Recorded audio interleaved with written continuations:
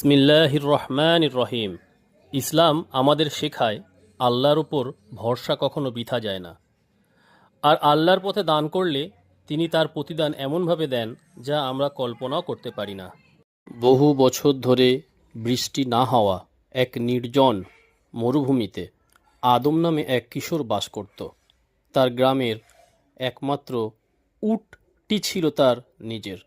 সেই উটই ছিল তার সবচেয়ে কাছের বন্ধু আর তার পরিবারের বেঁচে থাকার শেষ ভরসা। একদিন ধুলোয় মাখা এক অপরিচিত মানুষ এসে আদমের তাঁবুর সামনে লুটিয়ে পড়ল।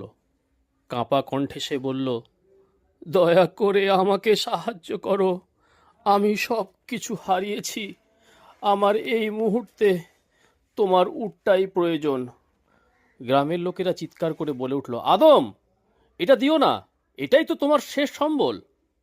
কিন্তু আদম চুপচাপ তার সবচেয়ে প্রিয় জিনিসটি সেই অপরিচিত মানুষের হাতে তুলে দিল, কারণ সে মনে রেখেছিল তার প্রিয় নবী হজরত মুহাম্মদ সাল্লাল্লাহু আলাইহি সাল্লামের সেই শিক্ষা, আল্লাহর পথে দান করতে হলে প্রিয় জিনিস থেকেই দান করতে হয়।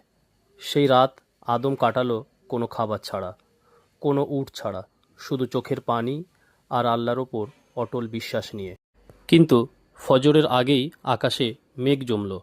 বহু বছর পর মরুভূমিতে নেমে এলো রহমতের বৃষ্টি। পরদিন সেই অপরিচিত মানুষটি আবার ফিরে এলো। এবার সে আর অসহায় নয়, সে ছিল ছদ্মবেশে থাকা এক রাজপুত্র। তার সঙ্গে ছিল উপহার, সোনাদানা।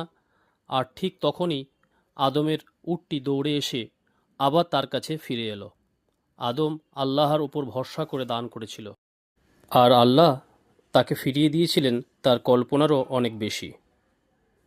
কোরআনে আল্লাহ বলেন, তোমরা কখনোই পূর্ণ নেকি লাভ করতে পারবে না যতক্ষণ না তোমরা তোমাদের প্রিয় বস্তু থেকে দান করো। সূরা আল ইমরান 92 নম্বর আয়াত। এই গল্প আমাদের শেখায় যে আল্লাহর উপর ভরসা করে আল্লাহ তাকে কখনো খালি হাতে ফেরান না। দান কখনো সম্পদ কমায় না, বরং আল্লাহর রহমত বাড়িয়ে দেয়। আল্লাহ আমাদের সবাইকে খাঁটি নিয়ত, দৃঢ় তাওয়াক্কুল আর আল্লাহর পথে দান করা তৌফিক দান করুন। আমিন। গল্পটি আপনাদের ভালো লাগলে আমাদের চ্যানেলটিকে সাবস্ক্রাইব করবেন। চ্যানেলের নাম মোহাম্মদ সাজিল।